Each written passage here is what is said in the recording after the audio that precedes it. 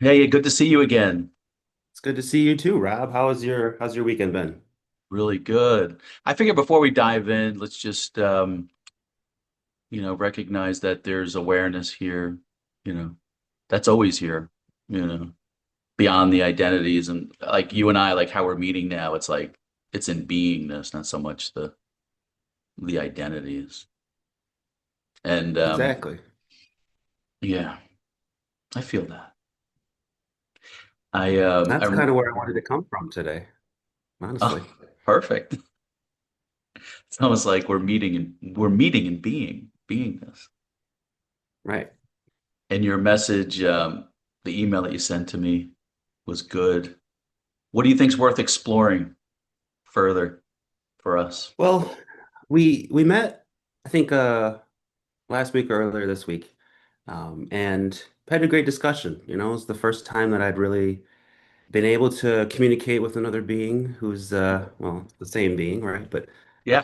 who is sort of seen and had the insight and just the communication itself. I thought that process and that contact it felt very meaningful. And so I got to thinking a little bit more about how we interact with other people, how, our interpersonal relationships um, change as we go through self-realization. Mm, And I wanted to sort of think about So I wanted to pick your brain a little bit too here. So I'll mm, turn this around a little bit. sure. Um, so what is, so this is just sort of prompt for a conversation. What do you think seeing our true nature reveals about other people in our life and our sort of experience? That's a great question. And what I'm sensing is beyond the identity, like once we realize our true nature, what we truly are is beingness, beyond the identity, beyond the stories, that we've believed or that people have told us. When I see an other or someone else, even like yourself, like I'm seeing the beingness behind the story. I'm seeing you as the infinite being the whole time. So whatever identity that you're identifying with or whatever story that you're telling me right now, um, it's almost like I can see myself in you. Like the beingness that's here is the beingness that's there. So that it's coming from that compassion, from that love of seeing yourself reflected as a mirror in everyone else. It's kind of like what I'm sensing. Yeah, yeah.